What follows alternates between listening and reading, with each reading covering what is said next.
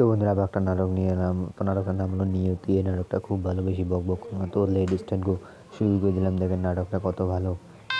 বাসে রয়েছে, দেখেন কীভাবে বসে আছে বউ, দেখেন কত রোমান্টিকভাবে আসছে সে, দেখেন কীভাবে বসে আছে। ভিডিওতে অবশ্যই লাইক কমেন্ট চ্যানেলটা সাবস্ক্রাইব করবেন। সে দেখেন ঘুমটা খুলে খুশি হয়ে গেল। গাইস এক্সেলেন্ট নাটকটা বন্ধুরা, দেখেন কত ভালো নাটক, দারুণ। দেখেন সে বাসে যাচ্ছে, বউ ছেলে কীভাবে খারাপ আছে দিচ্ছে, আমি আমার নিজের ইচ্ছায় এই বিয়েটা করি না, আমি আমার বাপের ইচ্ছায় এই বিয়েটা করছি। আমি যেমন তোমারে বউ হিসেবে মানি না, ঠিক তেমনি তোমারে আমি কোনোদিন আমার স্ত্রীর অধিকার দিব না। আমার অপরাধটা কি জানতে পারি? তোমার অপরাধ একটাই, আমার তোমার ভালো লাগে না। দারুণ, আমি কত রাখি নামের একটা সুন্দর মেয়ের হয়েছে ভালোবাসি। দেখেন নাটকটা। ওয়াও,